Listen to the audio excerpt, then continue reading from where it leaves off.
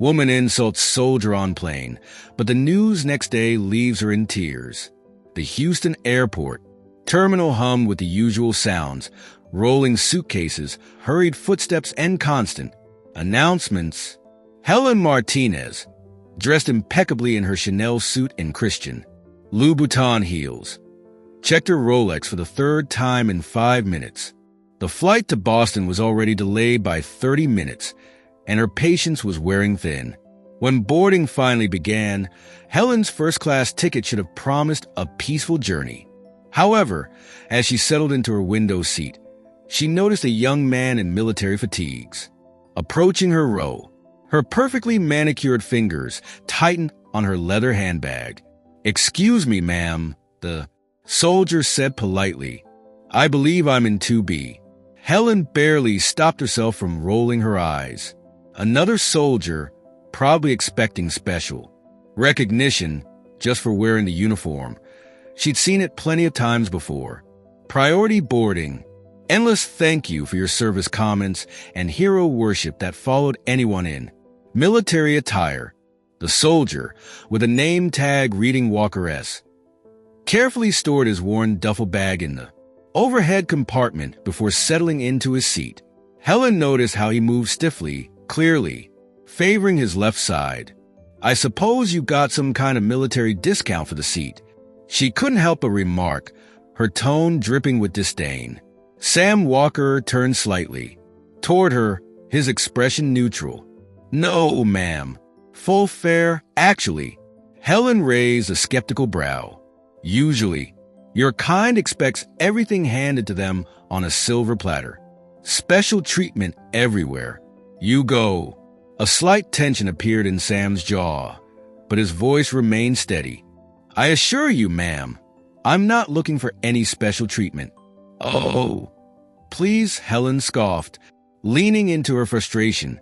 "I see it all the time, people falling over themselves to thank you for your service, offering discounts and privileges, as if wearing a uniform automatically makes you a hero." Nearby passengers shot Helen disapproving glances, but she ignored them. The soldier, meanwhile, pulled out a worn photograph from his breast pocket, staring at it with such intensity that it only irritated her further. "What's that?" Helen sneered. "Your propaganda photo op with some poor foreign children?" Sam's fingers tightened slightly around the photo, but his voice remained calm. "No, ma'am. This is my daughter, Sarah. She's 6. "Oh, how convenient." Helen rolled her eyes. "Playing the family man card now? Let me guess. You're on some noble mission to save the world while leaving her behind." A flight attendant's announcement interrupted the tension as the plane prepared for takeoff. Sam carefully tucked the photo back into his pocket while Helen made a show of checking her emails one last time before enabling airplane mode. "Actually," Sam said quietly once they were airborne, "I'm heading to Boston Children's Hospital. Sarah has a rare form of leukemia." Helen sighed exaggeratedly. "Of course she does. And let me guess, you're hoping someone overhears and starts a GoFundMe for you. Isn't that how it works these days?" Military families playing the sympathy card. A woman across the aisle audibly gasped at Helen's callousness, but Sam's expression didn't change. He reached for the in-flight magazine, his hands trembling slightly, whether from emotion or anger. Helen couldn't tell. The military's healthcare system should cover that anyway. She continued, her voice cutting. "More special treatment." Sam finally looked at her, his voice barely above a whisper. "Ma'am, I understand you have strong feelings about the military, but my daughter's condition is real. The treatment she needs is experimental, and that's why we're going to Boston." Helen noticed a faint scar along his neck that disappeared beneath his collar. Probably some training accident, she thought dismissively. She had read enough about how much money was wasted on military exercises. When the flight attendant came by with a drink cart, she offered Sam a complimentary drink, saying warmly, Thank you for your service. See? Helen gestured triumphantly. Special. Treatment, just like I said. No. Thank you, Sam replied, his tone polite. Just water, please, and I'll pay for it. The 4-hour flight continued in tense silence. Helen buried herself in work on her laptop, occasionally glancing at Sam. She noticed him, frequently checking his phone whenever possible, his expression growing more concerned. Each time, during a bout of turbulence, the plane jerked, and Helen caught sight of severe scarring on Sam's wrist when his sleeve rode up.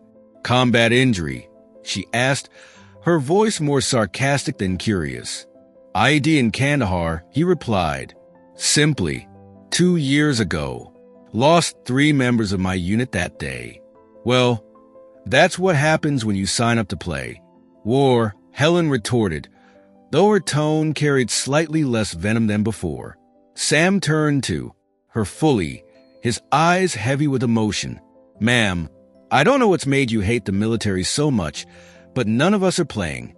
When they landed at Boston Logan Airport, Helen deliberately lingered to avoid walking next to Sam through the terminal.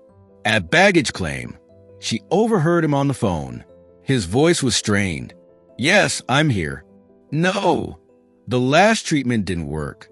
Please just keep her comfortable until I get there. Yes, I know visiting hours are almost over, but I'm her father. Helen shook her head, convinced it was all an act. She collected her designer suitcase and left for the taxi stand, pushing the encounter from her mind. Later, in her luxurious hotel room at the Four Seasons, Helen sipped wine while scrolling through her social media. A shared news article from a Boston station caught her eye, and her glass nearly slipped from her hands. The headline read, "Local hero, decorated soldier fights new battle for daughter's life." On the screen was Sam's face, but not how she'd expected. He was in a hospital room, holding a frail little girl with no hair. Despite the tubes and monitors, her smile was radiant. Helen's hands trembled as she read on. When she had secured her position as senior sales representative, it was congratulatory, praising her for her exceptional negotiation skills and sharp business acumen. She had once taken pride in the cold, calculated efficiency that defined her career. But now, as she stared at the email, she felt none of that old satisfaction. Her priorities had shifted in ways she couldn't have imagined. The night of the gala arrived, and the ballroom was a spectacle to behold. The space had been transformed into a glittering wonderland, complete with cascading floral arrangements, shimmering lights, and a stage framed by a giant archway that resembled the entrance to an enchanted castle. True to Helen's request, Disney princesses roamed the room, bringing smiles to children and adults alike. Belle, in her iconic yellow gown, was the star of the evening. Sam arrived with Sarah in his arms, her frail body dressed in a tiny gold ball gown that mirrored Belle's. The sight of them brought the entire room to its feet in applause. Tears shimmered in Sam's eyes as he saw the lengths to which people had gone for his daughter.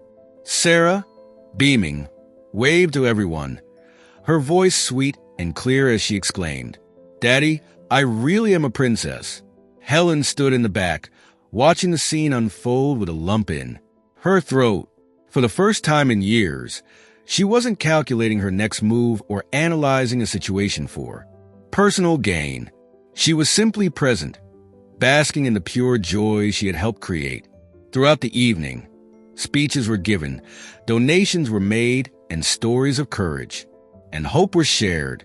Helen avoided the spotlight, content to let Sam and Sarah take center stage. But as the night drew to a close, Sam sought her out. He approached her cautiously, his uniform crisp and his expression unreadable. "Ms. Martinez," he began, his voice steady but filled with emotion. "I know this was you. The room. For Sarah, this gala, it's all because of you. I don't know how to thank you." Helen shook her head, tears threatening to spill. "You don't need to thank me. Sergeant Walker. I'm the one who owes you an apology. I was so wrong about everything, about you, about what you represent. I judge you unfairly, and I'm deeply sorry. Sam studied her for a moment, then extended his hand. We all make mistakes. What matters is how we move forward, and what you've done here. It means the world to my daughter and me. Helen took his hand, gripping it tightly. It's the least I could do. As the event concluded, the final tally of donations was announced. With the matching contribution from Helen's company, they had exceeded their goal by over $250,000. The room erupted in applause, and for the first time in her life, Helen felt something she couldn't quantify or measure: true fulfillment. The next morning, as she prepared to leave Boston, Helen made one last stop at the hospital. She peeked into Sarah's room, where the little girl was sleeping peacefully under her princess canopy, Sam dozing in the chair beside her. Helen placed a small envelope on the table by the door. Inside was a handwritten note. Dear Sarah, you are the bravest princess I've ever met.